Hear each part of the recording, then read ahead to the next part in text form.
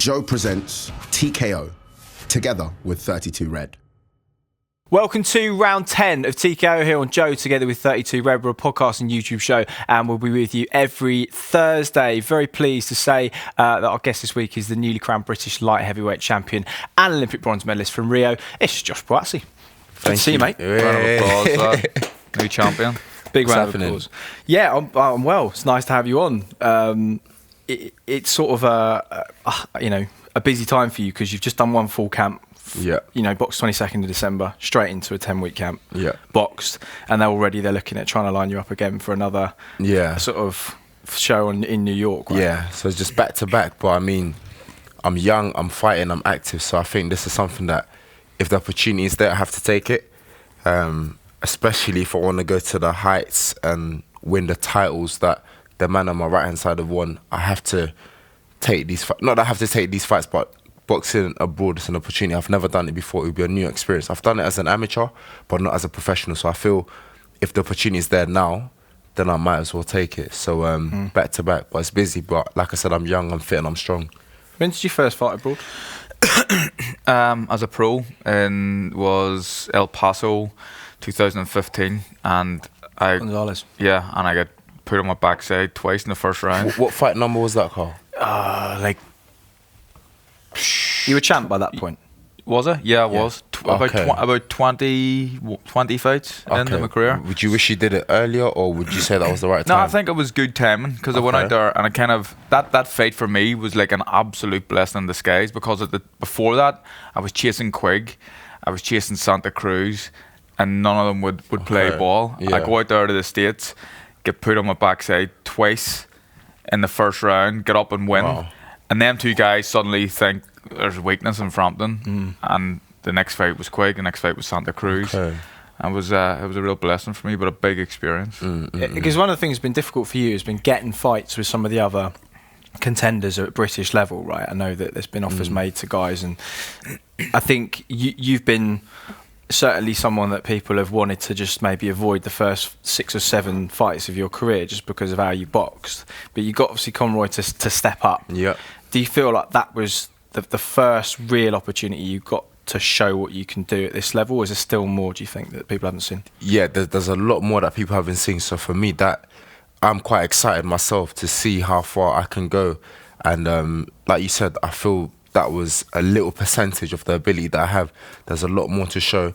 Again, I congratulate Conroy for stepping up, for making the fight happen. I don't necessarily want to say fighters in Britain that want to fight me because I don't necessarily know what's going on. I'm not there when the phone calls are made, when the offers are made, so I can't really talk about that. But I know that there are some fighters that said, yeah, we'll fight Buatsi, and then the team has said, cool, we made the offer to them, and they've said they're taking a different path, a different route.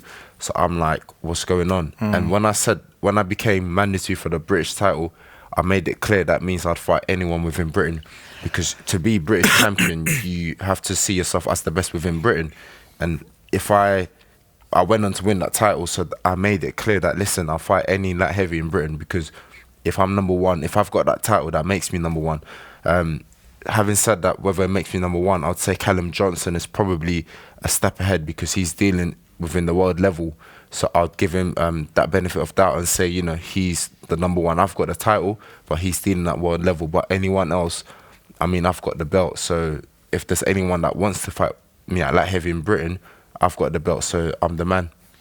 It's nice to see this, honestly. Like you think a young up and coming boxer's wanting to, you know, put everyone else down that's in their weight divisions, but you've just spoke about Callum Johnson, and it would be, if I am honest, in my opinion, I would probably say that if you and Callum Johnson fought, I would fancy you in a fight. Yeah. Not just because you're sitting here, but I'm being honest, I think I would fancy you in a fight. But because he's fought at this stage of his career at a slightly higher level, you're going to give him his credit and say he's number one, which is refreshing to see. Definitely. And you also got to learn those lessons. I mean, you had some really good opponents in your first 7 or 8. You know, certainly a couple of guys who lasted 5 or 6. I know your hands weren't great at that stage, but giving you certainly a few tests that you maybe needed at this stage, because it's a very different game.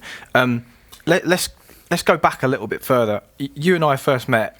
I was living on my mate's couch, and you were you'd been on the GB squad about 8 weeks. Yeah, So this is 2015, I think. 14. 14, Yeah, late 14. Yeah. And I can remember you saying to me a couple of things. You said, Get off the couch. yeah, get a job. I said, I'm trying. And you said to me, my dream is to qualify for the Olympics. That's what I want to get. I think you said medal at the Olympics, actually. I probably said just get onto the Olympic team, just get onto the podium team. Yeah. Because that time I was podium potential and there were 6 men ahead of me. So I thought there's 2 years to go. Why would 6 men not take that opportunity and then suddenly force on the 7th man, which is me? So I thought 2 years is very unrealistic. But I said my aim is just to get onto the podium team, become number 1 within Great Britain and represent the country. So in terms of getting on qualifying for the Olympics, let alone medaling, that wasn't in the plan. Yeah, because I thought, why would 6 men quit? If number 1's injured, number 2's going to get an opportunity. If number 2's injured, number 3. Who was around at that time? So it was myself, Jake Ball, Lyndon Arthur, Lawrence Osweku. Oh, yeah. Ashton Brown moved up to light heavy. Tom Whitaker-Hart was there as well, Tom wasn't Whitaker he? was there, yeah. So there was quite a lot of us. So I thought, well, why? And I was myself and Lyndon Arthur were the newest on the team. So I thought, why would those ahead of me fall short and then I get the opportunity? But the opportunity came. I stepped in. I remember I boxed Peter Mullenberg in the World Series over 5 rounds instead of 3 rounds, which is what I was used to. He's from the Netherlands, isn't he? Yeah. And that time he was number 4 in the world, 2-time European silver medalist. He bags of experience. I lost on a split, a fight that I thought I possibly may have nicked, but I showed that I could stay at this level. Just give me the time, work with me. I stayed at that level, and then so I had 37 fights for Great Britain. I won 31. Leading to the Olympics, I won my last 14 because I planned and I dedicated myself. I remember it's an unbelievable run that you went on. I lived. Listen, man, I gave it everything, thinking if I can qualify, and that's good enough. I stopped uni on the Olympic year because I said I've been using boxing as an excuse for years now at uni. So let me actually try and qualify so that they can be like, oh yeah, actually we did see you at the Olympics. Not that we saw you medal, but yeah, it was a grind. And I say this to the guys and the women on the team now, that I achieved it with little talent, because I don't think I'm the most talented fighter at all that Great Britain has ever seen. Not at all. I'm far from it. So I think they're more talented than myself. So I say to them, if you just add hard work to it, you get it. And for me, it was just about just working hard, knowing my strengths and fighting to my strengths. What do you see in him as a fighter when you watch him? I think he's a quality fighter. I watched your last fight against Conroy, and I've watched a lot of your fights, but the Conroy one was like, there was no messing about. It was like, after about 30 seconds into that fight, I've seen Conroy sparring in Manchester with big Stevie Ward, who I trained alongside. And after about 30 seconds in that fight, I was just thinking it's only a matter of time here. I just think like you were ruthless that night, which you have to be in this sport. Your balance is great. You punch hard. You didn't seem to be affected by his punching power in the slightest. And I think as the opponent, as Conroy, if you're landing shots and there's zero effect, it's a really difficult place to be in when you're in the ring there. I think he caught you with a really good right hand and then like a stiff jab behind you, and you looked at him and you tapped your chin. And at that point I thought, he's in trouble here. I went to throw a left hook to the body and he did that. But I think previously in the round he had caught me and I thought, okay, I've gauged this power, and I thought a few more rounds he'd be out of it. But again, the only reason why I'm happy with my performance was because I didn't load up. I relaxed the most that I've ever relaxed in a fight. Yeah, usually very relaxed. I'm like tense and I'm trying to get you out of there. But this time, I relaxed, slit the jab through the right hand. There was no power behind it. It was just purely focusing on speed. And when that hurt him, I thought, get him out of there. And that's the only reason why I say it's my best performance till date, because I was relaxed. That's all I was concerned about. Just relax. In the changing rooms, you were there, Chris. Yeah. I was thinking, relax all the time. So I'll come on to that in a minute, because your demeanour during fight week is really interesting, because you kind of get more and more zoned in the closer you get towards the fight. So I want to talk to you about that process a bit later on. One of the things that we always talk about after your fights is we'll have like a debrief and we talk about what you did well, what you didn't do. And it's good to see you kind of slowed your feet down and relaxed in the early stages, because certainly, like you said before, and I don't know whether you agree with this, if you're just thinking purely about what you're doing and you're not thinking about what's coming back at you, that could make you. It's great at this level, but when you start to go up the levels against intelligent fighters, you look at someone like Buatsi or Bivol. That's when you could come unstuck. If all you're thinking about is what I'm going to do to you, you need to be thinking about what's coming back, right? Yeah, and that's where the sparring comes into play when you're sparring top quality. I'm sure you're sparring top amateurs even. Which, non-stop. And the thing is, when you can spar pros and stuff, and it's very good, and you get world class guys in. But when you have the ability to spar top amateurs 2-3 rounds at a time and keep just like a belt, like they're constantly coming in, that is the best spar in the world. I think that pros in this day and age, they always talk about you want to plant their feet and punch hard. I think if you're a good amateur, which you obviously were because you won a bronze medal in the Olympics, if you're a good amateur, you need to keep the good amateur attributes that you had and carry them on into the pro game and just be able to fight for 12 rounds, but doing what you've done well as an amateur. It's very true. So let's just talk a little bit about, because your dad was in the ring with you after the fight. I know the first person you call after the fight is always your mum. Your mum is still in Accra in Ghana, where you grew up. What are your sort of early memories of growing up there? Because you left at, was it 9 or 10? When I was 9, Right. So memories, it was just going to school, like wearing shorts and like this funny shirt, short sleeves, just the heat, always being in flip-flops, just the hot weather, playing with my friends, being around all my cousins because we're all around the same age. So when I go back home to see them now, we're all about between the ages of 18 to like 30, and there's loads of them. So I grew up with all of them. We all lived like near each other or like basically in the same massive house. So that's like my memories of growing up in Ghana. I didn't like boxing. I didn't like fighting.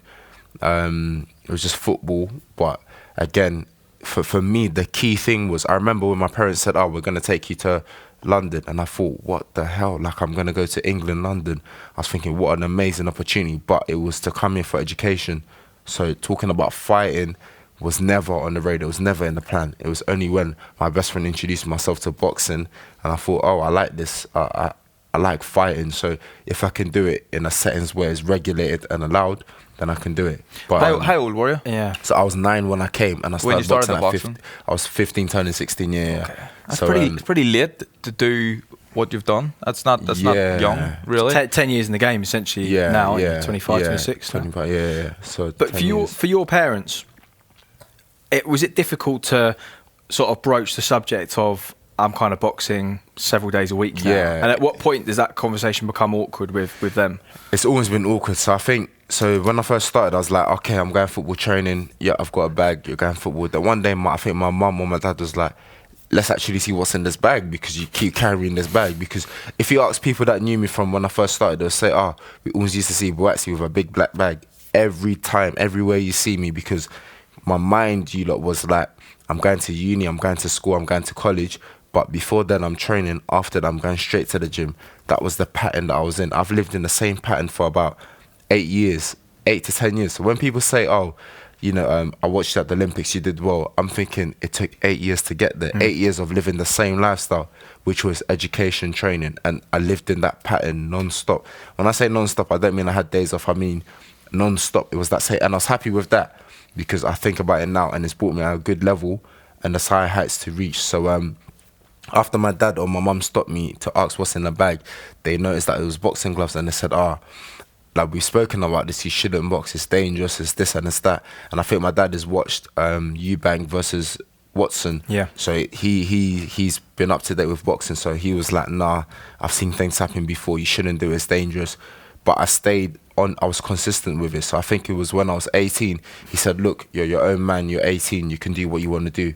And for me, that was the green light. But before then, I was still boxing, like still entering national tournaments, winning them, traveling to places on my own with my trainer, Mark Gillespie and Terry Smith. Just us two, just those two and myself every time, traveled all around the country to box. I didn't need my mum or my dad to tell me, you can fight, or we're coming to support you. Because when I started this sport, I thought, this is not a hobby. Some people box as a hobby, and I think, how can you let someone hit you in the face as a hobby? Like Sunday football's a hobby, right? Yeah, I thought this is serious. So I didn't need anyone to convince me to do it, or to say, I'm going to drop you to the gym if you want to go training. No, I'd make my way down to the gym. And there's people that I need to give credit for, that have taken me to the boxing gym. It's a long list, but I always found myself at the boxing gym.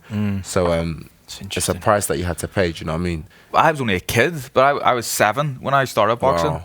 which was very young. When I'm 7, I look like a 4-year-old. Like I was a little blonde, Smurf, pretty much. And I just wanted to try it out because it was like a 2-minute walk from my front door. It's actually my mum brought me down. Right. And I was a quiet kid in the street. Like I'd have shied away if there was any kind of boisterous guys or anyone making a bit of noise. I'd have like backed away from them. Didn't like to fight or anything. Yeah. And I think that's probably, never actually spoke to my mum and dad about it, why you let me go to boxing as at that age. But it's probably because I was a quiet kid in the street and they wanted me to kind of stand up for myself a bit. Yeah. And I loved it. I just fell in love with it. I remember like going into the gym the first night. The guys, the coaches, Billy McKee, Josie Farrell at the time, Josie's is now dead. They didn't let me train because it was so small. They're like, look, just sit and watch, and if you want to come back the next night, you can come back. And I sat and watched all night, and I was first at the door the next night. Wow, it's pretty amazing. Talk about that, Carl. Would you let your kids box? Because you're a parent now. It's difficult. It's difficult because my kids, like, I bring them down to my old amateur club. Okay, yeah. And they love it. One's 4, one's 8. The little girl's 8, the little boy's 4, and they love boxing. I think it's just because I do it, but I'm not going to push them into it. Yeah. But I would prefer they didn't, because I know to get to the very high levels, like yourself and myself have, it takes so much dedication, and it completely takes over your life. Yeah. And I've seen the benefits of boxing, but I don't think I want to have. It's a hard game. It's a hard game. Yeah. I don't think I want my kids to have that hardship when they don't have to. Yeah. I guess that's the key, isn't it? It's the kind of actually the need and the want. So you look at somebody like Conor Benn, who's been brought into the money that his dad has had. He doesn't necessarily need to box, but he's done it out of a choice. Whereas a lot of the time it comes from necessity. Yeah. Did you feel like it took you away from trouble outside of the ring? Yeah, look, it kept me out of trouble a lot of times. And the spare time that I had, it consumed it. Like, that's all I had to do was to train. But yeah, boxing's helped me in a lot of ways, man. Kept me out of trouble, hanging out with the wrong people, the wrong crowd, being at the right place at the right time, which for me was always a boxing gym and a boxing event.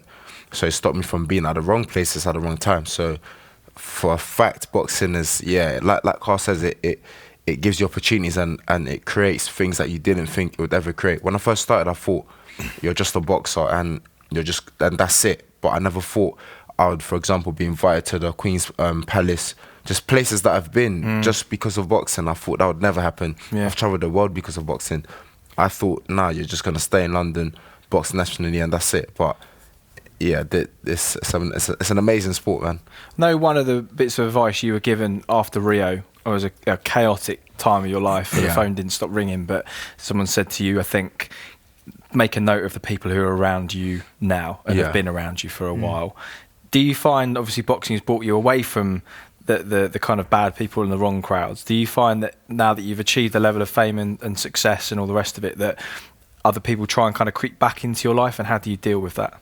So for me, I think I like to be cool with everyone. So I'll see you, I'll say cool to you, I'll chat to you and everything. But I think I've noticed that my close circle has remained the same in terms of my friends are actually boxers or they're into the sport of boxing.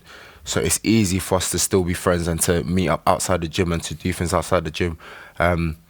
What I would say though is that I've lost a lot of friends, but I sat down with them, or I've rang them and I've said, look, I can come to terms that the relationship is not the way it used to be when I had a lot of time.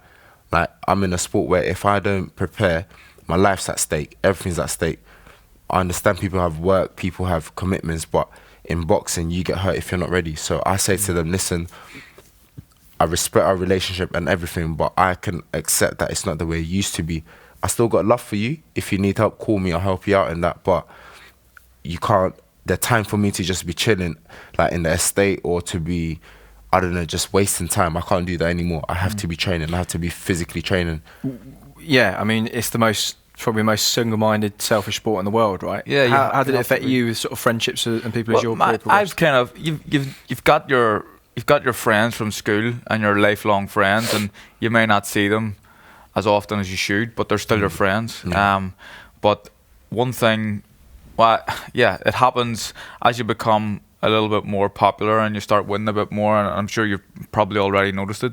You see these new guys coming that you've never seen before, and they're hanging around. Never in my life seen them. I think that I trust everyone. I think everyone's my best mate, and it's something my wife has said to me, like, just these new guys coming from nowhere. Even now? Nah, still. But wow, I'm just a naive, like, I just want people to like me. You know what I mean? Michael Buffer, yeah? Well, Buffer's alright. I like Buffer. Buffer's a good guy. He's more friends with Christina. Right. So he is, yeah. Has she got more Twitter followers than Conrad Cummins yet? She's just shy. We should probably plug this. We should. Before we go to that's something I wanted. Yeah, Conrad Cummins has 22.2. I'm looking down the barrel here at this one. Conrad Cummins is 22.2 thousand Twitter followers. Christine has 22.1. One or above Conrad, just to wind them up. So what we're saying is, we're not telling you to unfollow Conrad Cummins, but if you decided to do that of your own volition, we'll just see what happens. Do you know what? If we manage to turn this round by the end of the day, that's some result. It's unreal. The power of media. You're watching TKO, together with 32 Red. Right, you're listening to TKO with me, Chris Lloyd, and Carl Frampton. We're a podcast and YouTube show, and we'll be with you every Thursday.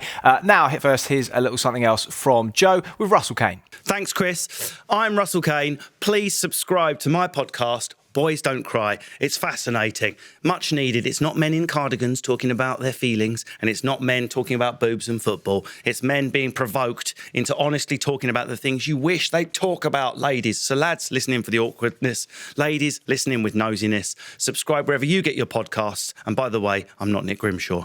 Cheers, Russell. This week's guest on round 10 of TKO is the British light heavyweight champion, Josh Buatsi. So in the kind of aftermath of Rio, you had a good 12 months of kind of working out what you were going to do. Yeah. It was almost like, and I can remember we did an interview on the top of Primrose Hill, and I think we were saying this could be the last time your life is ever normal again. Yeah. And then you flew off to Rio. In fact, let's talk about Rio, because I guess there was not so much pressure on you in terms of public expectation, but certainly you felt pressure on yourself. Yeah, I felt pressure on myself in the sense that, you know, when you box around the world, you might box in Bulgaria, in France, in Turkey, wherever it is, but it's not televised. So I'm like, yeah, that's cool. Okay, do whatever you got to do. But when it came to the Olympics, I thought, Josh, the whole world is watching. Even if you lose, cool, but don't get put on the floor, don't get battered, don't get a standing count, don't start throwing punches and hitting thin air, which I did do a bit of that. But so that's the pressure I put on myself. I said, you're representing the nation, give a good account of yourself. Yeah. And I took each fight at a time. And I thought, the coaches kept on saying, this can change your life.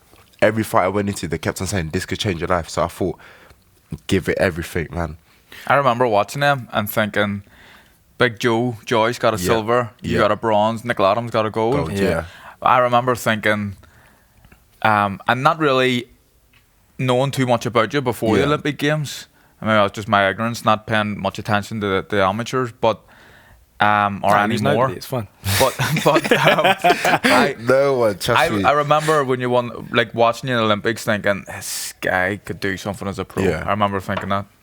Because the draw came out, I was at Harvey Horn's house watching the draw, and Britain got really stitched up. A lot of our guys had top 3, top 2, top 5 guys, almost across the board. Yeah. Remember, Fowler had Alan Carnley, just thinking, come on, like a Commonwealth champion getting a world bronze medalist that early just doesn't seem right. I think you had Kennedy Katende first from Uganda. Yep. You were one of the only guys who had a reasonable first draw where you actually think, okay. Yeah, so my first fight was Kennedy. He's been to 2 Olympics, I think. Yeah, so he used to represent Sweden. And then he actually boxed Beterbiev in 2008 Olympics, I think. What's his name? Kennedy Katende, Ugandan. I think I remember him. Yeah. For Sweden, though. Yeah. but he's from Uganda. So when I boxed him, he was representing Uganda. So that was the first one, and I thought, yeah, he's been to the Olympics twice, but he's old, and I don't know what his ability is like. So I got in there, dealt with that, and I thought, you've won your first fight, Buatsi, well done. The second one is against an Uzbek who is... Elshad Rasulov. Yeah, who I think was a 4-time medalist in the World Championships, and he was the flag bearer of his nation in the last Olympic Games. So to be the flag bearer, not just of boxing, but of the nation, it's a credit, you know what I mean? So I thought, well done, Josh, you won your first fight. You can just gently bow out of the tournament. But I got in and I thought, nah, he's had a bite in the first round, so he's fresh. But I was like, I boxed 2 days ago, so I know what to do. I know where the ring is, I know where the corner is, I know where the ref is. I was here 2 days ago, but you weren't. So when the bell went, jumped on him straight away. I didn't give him a chance to do what he wanted to do. He's a southpaw. He's got good feet, got bags of skills, but I thought, we're not standing in the middle. I need to have you on the ropes or in the corner, and I fought to my strengths. And so I knocked him out in the third round. Great win. Yeah, it was an unbelievable knocked him out in the third round. But that was just smart pressure and just staying on to him.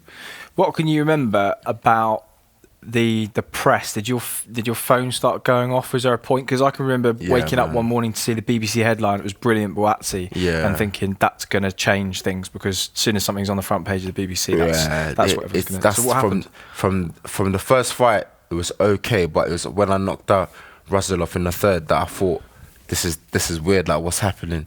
Just because I'm winning a fight, do you know what I mean? And it made me think, people back home are actually watching it, because I know there was a big time difference between Brazil and England. Yeah. But it kept on building. My third fight to secure the medal made it go mad. Ben Shabler? Yeah, the best chin I've ever hit. Mate, yeah, he had a head like everything, absolute breeze block, didn't he? Everything. And that fight was interesting with Ben Shabler, because we shared the same changing rooms leading up to that fight, because he was in that side of the draw. And he was always fighting the fight after me. So I would win, and then he'd come in and he'd win, and we'd say hi to each other. But he was a bit aware of me because I was stopping everyone. And then he tried to kind of familiarise himself with me before we fought.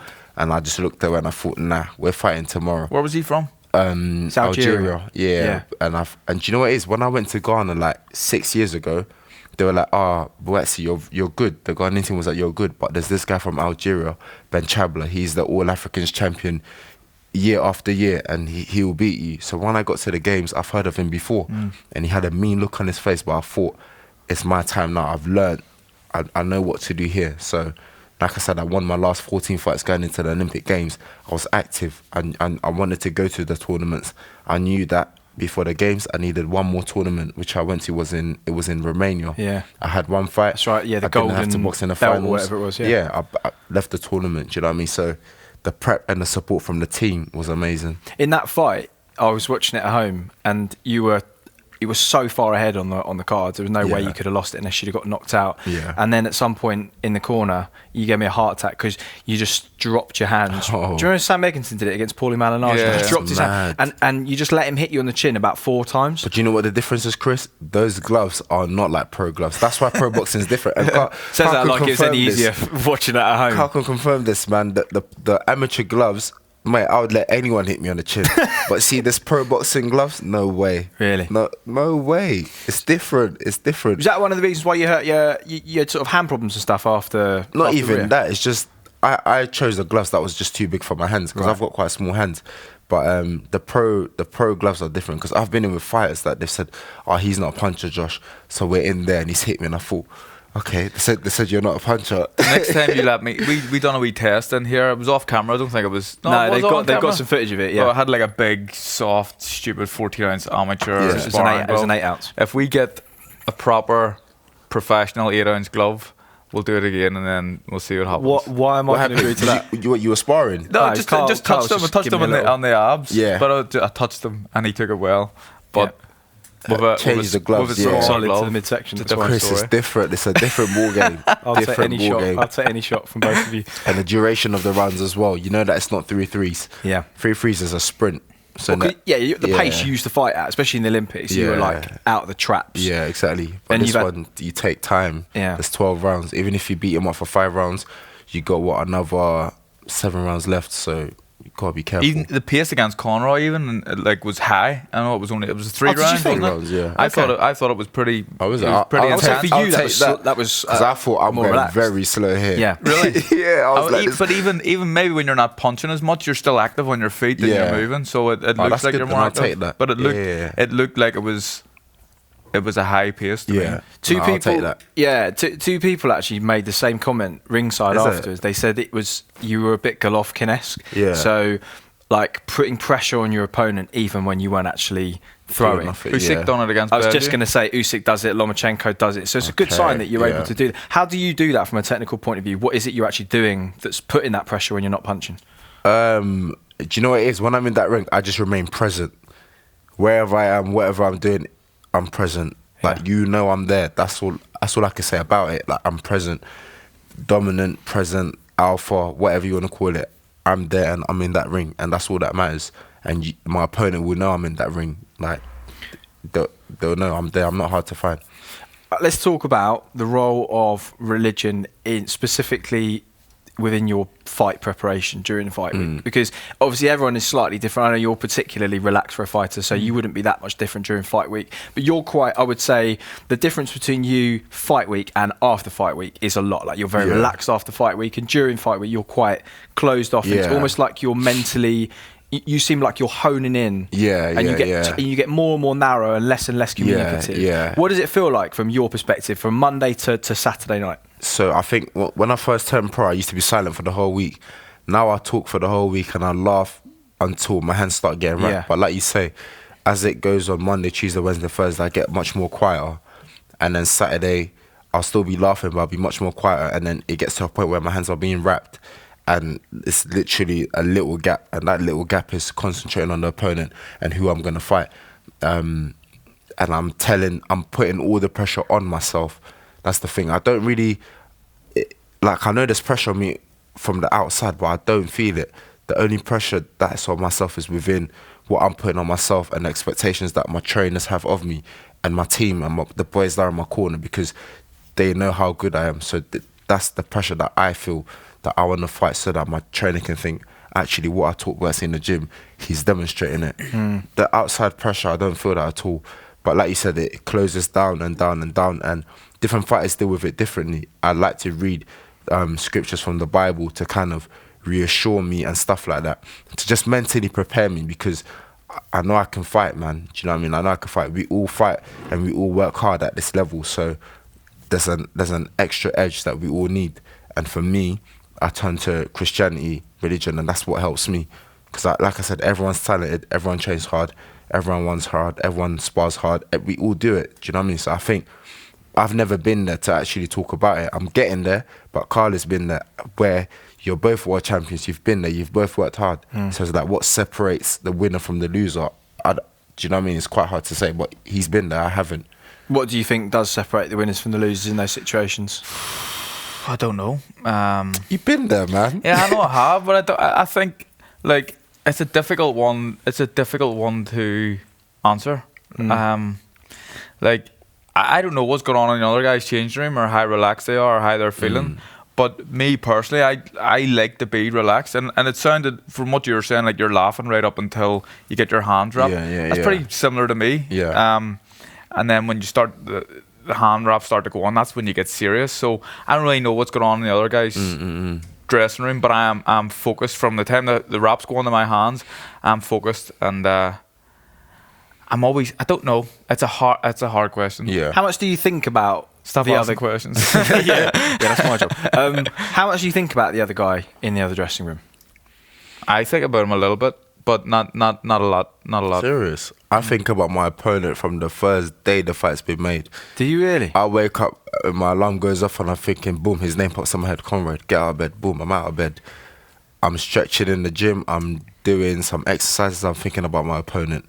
I wake up, I go to bed, I'm thinking about my opponent. Middle of the night, I'm thinking about my opponent.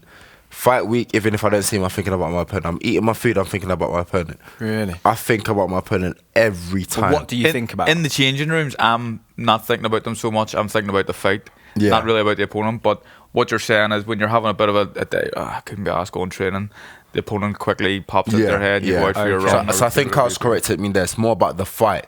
I'm saying opponent, but I'm thinking about the fight. Well, of course, I'm fighting that opponent. I'm thinking about the fight. If I'm getting tired, I'm saying, Buatsi, you're down in this round. You're down in the cards. What are you gonna do? Pick it up. If I feel like stopping, I'm like, you're not gonna stop. If I'm running and I'm getting a bit tired and I feel like I've dropped the pace, I'm like, well, he's next to you, but he's going past you, so you need to pick it up. So it's all about the mind and how you use it, man. And nerves are good. I get nervous before a fight, but for me, that's brilliant. I need the nerves. It makes me sharp. I'm on the point. Like, do you know what I mean? For me, I need nerves to operate. We all have them, I think. Yeah. It's just knowing that they're not a bad thing, right? And knowing you can it's control not a them. bad I think thing. if anyone says they're not nervous before the fight, they're talking nonsense. Yeah. Yeah. How could you not be? Let's talk about the future. Listen, I know you get asked hundreds of questions about the future and where you want to go, and there's only so much you can really say because I know you kind of take each fight at a time. But you've got the infrastructure around you now in terms of sponsorship, like you've got a Nike deal, you're on Anthony Joshua's management company, you're signed with Matchroom. All of that puts you in a very strong position to negotiate your way towards a world title. When you say negotiate, what do you mean? Because So, I mean, in terms of the opportunities that you'll get, Yeah, you the still have to opportunities for perform. that, Of course, that's down to you. Yeah. But ultimately, what it means is that if you perform, where some people miss opportunities even if they do perform, you've got everything around you. How does it feel to have those kind of things around you? Have you got used to it now, having an agent, a manager? I think for me, the word opportunity is a big word to me in my personal life because, like I said, when I found out I was coming to England, I thought, wow, I'm going to a place where there is opportunity. And whether it was via education or whatever, when I started boxing, I thought, this is an opportunity, even though I didn't know how far I was going to get. But like you said, the position that I'm in now, I feel that I've got a massive opportunity to become a world champion, long as I perform. And if that doesn't happen, that's solely my fault. So it's that simple. The opportunity is there. If I don't become a world champion, it's my fault. That period. There's nothing else to say about it. Do you agree with that? Yeah, I think so. I think Eddie Hearn made a good point and said an interview done after one of your fights said if this guy doesn't become a world champion, someone's He messed said up, someone's something failed, like that. Yeah, and I agree with Eddie Hearn on that point massively. There's some good champions in my weight category. Let me make that clear. But I feel if I keep learning the way I'm learning, and like you said, the team around me can maneuver things properly, I should get there. Yeah. Again, I haven't made that move before. Like I keep referring to Carl, but he's had an early start to his career, and he's gone through his career. He's become world champion. I'm taking this step by step as it happens, but I feel if it's guided right and I keep learning and improving, I should be world champion. I know your answer to this is always, well, my team will make the decisions, and so I have to wait for them. But just humour me for this one. So they were talking yesterday about the potential of doing a light heavyweight super series tournament. So Kovalev, Bivol, Beterbiev, Gvozdzik, and then maybe one or two Brits as well. Yeah. To be put into that as like a wild card, or say an unranked contender, maybe the 7th or 8th seed out of 8. Yeah. How long do you think you'd be ready for that? In what time frame? I think rather than time frame, I could say that I feel in certain fights or the fights that I'm gonna have from here onwards, I wanna get more rounds in. Yeah.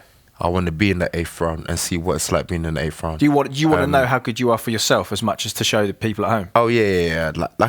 I'm quite weird because sometimes you care what people think, but more time I'm like, forget what they think, because you get in the ring yourself, and if you're not ready, you're the one that's getting battered. People are just gonna sit down and watch and be entertained. So to an extent, I don't really care too tough what they say in that aspect.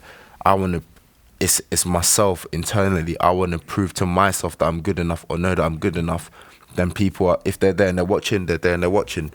Because in that ring, you can't lie to. You can give all the chat, Chris, but when you get in that ring against someone that you didn't want to fight, but you were persuaded into that fight, you're going to be on the receiving end. It's what you mentioned there about feeling what it's like going into 8 rounds, 10 rounds, whatever. It's a real moment for a fighter. You can do it in the gym and you can do it sparring, but to do it on fight night and actually know you can do it. My first time I ever went 12 rounds, it was a pretty boring fight. I remember going into the 10th round. It was a slow pace fight and picking it up for the last 3. And after that fight, I knew I'm a 12-round fighter now. Because even though you've done it in the gym, you still have a few doubts until you actually do it and you get a real gut check. And I think that's what... Like, there's no doubt. I think you're a nailed-on world champion, but you want to have that gut check and someone, a real stiff opponent in front of you to bring you into the later half of the fight, just so you know what it feels like. Exactly, yeah. So that's why when the fight entered the third round with Conroy, I thought, this is good. I'm not even breathing heavy. Another 3 rounds is a long fight for Josh. No. It's very short, but I thought, again, it was going to go further than that. I thought, this fight might go into 7 or 8, and then I'll get him out of there, but the third round came again. I wasn't looking for the shot. I was looking for it as in I knew I was going to throw it, but I wasn't loading up on it. And that's the only reason why I say I'm pleased with my performance, because I was quite relaxed. And you've learnt the lesson. For my level, I was relaxed, Yeah. I can always remember there was an interview with Jessica Ennis after the London Games, because everyone said, she's banker for a gold medal and she's on for it. And she said, you have no idea the pressure that puts on you as an athlete, because everyone thinks that unless you win a gold, you've somehow failed. And she said, I've still got to go out and perform in 6 events over a week. So when you hear someone like Carl and so many people saying he's the hottest prospect in Great Britain, he's definitely going to be world champion, is that nice, or does it put pressure on you, do you think? Again, I listen to it and I think, well, it's easy for them to say. Like, they've been there and they've done their walk. I'm like, I'm yet to do it. So I put that pressure on myself that I think I'm good enough. So I'm like, you have to achieve it, Josh. If you achieve anything less, you possibly haven't done well. But I always refer back to a quote I heard George Groves say in an interview, and he was saying that success, your opinion of success changes no matter what stage you're at in your life. So for me, when I won the Olympic medal, I thought, this is the best thing ever. I've turned professional now. Sometimes I don't look at my medal because I've got another interpretation of what success is. I won a version of the WBA belt, and I was like, this is nice. I won the British title. I was like, this is very nice. It's still there, and I'm still happy I won it. But I'm thinking, what's next? What more can I win on top of the British? So everyone's interpretation of success changes depending on the stage of the career. And that's like the video you see of Mike Tyson, where they go to his house and he throws the belt and he's like, this is garbage. And I'm like, mate, that's the WBA belt, that's the IBF belt. What do you mean that's garbage? But that's because I haven't achieved it. But he's been there, he's done that. I don't know if you throw your belts around. No, I haven't. They're sitting nice. They're sitting nice, displayed nicely in my house. Okay, see what I'm saying. So that's nice. Do you know what I mean? So if Carl ever threw his belts, I'd be like, "What are you doing? That's the WBA. I care that's what you're doing. I'll 50 quid and I'll take them off your hands." I've just talking about pressure there and people putting pressure on, and like it's a wee bit of a contradiction from myself, because I'm saying that and I hate it. I'm saying you're a nailed-on world champion, but I hate having the pressure where people just think it's like, a given. You'll definitely beat him. It's fine. A given. Walking apart, And it happened to me against, I fought Kiko Martinez for my first world title fight, and I'd already fought him. I beat him for the European title, but it was a hard fight.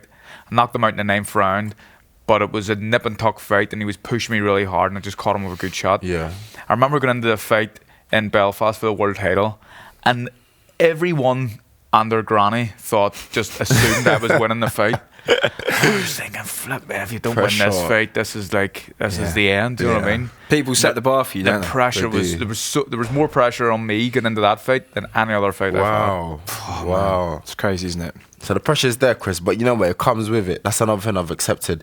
Boxing for Great Britain, there's pressures that comes with it.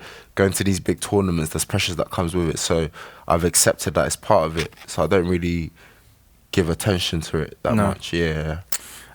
We're gonna do our 32-second challenge now with 32 Reds. Have you seen this yet? I've never seen it, so thanks for watching. I always tell everyone to subscribe at least. At least sign up for the podcast. This is a bit of word association. I've actually thought of a couple of others. My producer Sai has written a load of words down. Okay, they're just singular words. I'm going to read them out to you, and you've got to say the first thing that comes into your head in 32 seconds. All right, you ready? Yeah, man. Okay. Housekeeping in hotels. Messi. Pigeons. Run. Ghana. Hometown. Croydon. Ghetto. Vegetables. No go. Stormzy. Sick artist. Yeah. Rio. Where dreams were made. Joe Frazier. Favorite fighter. Anthony Joshua. setting the bar. 258. Management. Church. Everything. Punch power. It's good to have. And being a pilot. Ultimate dream. Ultimate dream. Well, it's the Yeah. end of the 32-second challenge. Sweet. I didn't realise that was public knowledge because Si came in before the show. My producer said, "Oh, did you know Josh wanted to be a pilot?" And we were talking about it when you were getting your beard and your haircut. Yeah. For people who haven't heard, just before we go, just tell us a little bit about that. That's your long-term goal, right? Yeah, well, growing up, if you asked me what I wanted to be, I would have said pilot. And one of my uncles, he's actually never called me Joshua or Senna, which is my middle name. He always calls me Captain. Like straight away, he sees me, he's like, Captain, how you doing? And he's been calling me that from young. So I've never actually done anything to head towards being a pilot because I've been boxing from 15. But after this, if the opportunity ever came, I would want to say that I could fly a plane. Good man. Although, if you'd been in a car with him, I don't know, you'd be saying that. Didn't you do one of those driving experiences about... Yeah. Honestly, if you ever want to do one again, just get him to drop you at the station. Okay, right. Chris, my driving is good, Carl. He's Do you the know what I mean? only person out of all of his friends that think his driving's good. But you know what's mad? If people want to get to places on time and they're running late, You get there. first person to call Buatsi. That's a good driver. There on time. Like, if you Good get driver. nip through traffic and there's no bumps. Chris, you know, if you're running late but you're in a car with me, you'd be like, Josh, I need to get to this place on time. Yeah. You'd be like, cool, because you know I'll get you there on time. Certainly get me there, yeah. I don't know whether I'll be the He'd be same man. alive. You know when Will Smith first goes in the Men in Black car with Tommy Lee Jones and he goes upside down on the tunnel? No, Do you know that? we Do you know wouldn't that? go in no, that. yeah. Yeah, similar to... Getting on time, and if you know the area you're driving in as well, you're cool, man. Yeah, he's got an appointment in Wales in half an hour. He'll be there, no problem at all. Mate, absolute pleasure to have you on, Josh. Nah, Thank you thanks so for much. having me, Congratulations man. on your success. And if you Thank do you very fight in New much. York, good luck with that as well, mate. Appreciate that. Very Thank you, much. man. This has Thank been you, man. TKO Round 10 done and dusted with British light heavyweight champion Josh Buatsi. Thanks for tuning in, guys. Remember, we're with you every single Thursday on the podcast and YouTube. We'll see you again in 7 days' time. You've been watching TKO on Joe, together with 32 Red.